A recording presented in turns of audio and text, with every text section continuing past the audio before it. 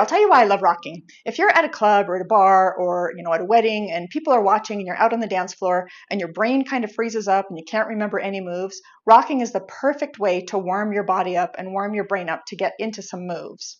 It's just a freestyle or a flow. There's no choreography to it. There's nothing you have to worry about except making sure that your weighted foot is doing what it's supposed to be doing and that your free tapping foot is doing what it's supposed to be doing. And even simpler than that, all you have to do is make sure that you're doing it on the count. So let me first talk about no impact rocking. It is very, very similar to the T-step. In the T-step, all you're doing is pivoting toward your tapping foot. In rocking, you're doing exactly the same thing, only your tapping foot is just kind of randomly all over the place. Tap here, maybe back here, over here, maybe a heel in front, to the side.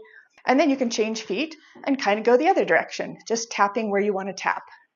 Now remember, your weighted foot is always moving on the half count. Your free leg is always tapping on the count.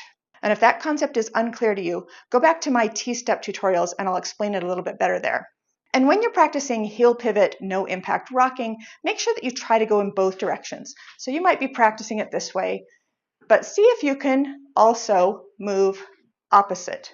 And then of course, when you're ready to change feet, all you need to do is a heels in and you are back at it again.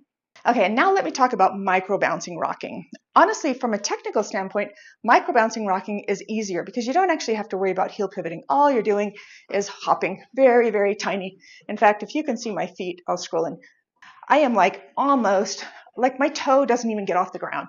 Only my heel does, and that allows me to do some movement.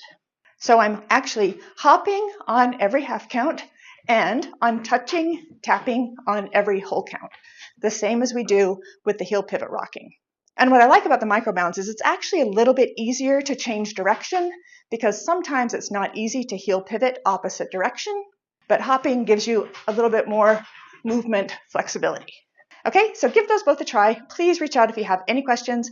Thanks so much for watching. See you next time.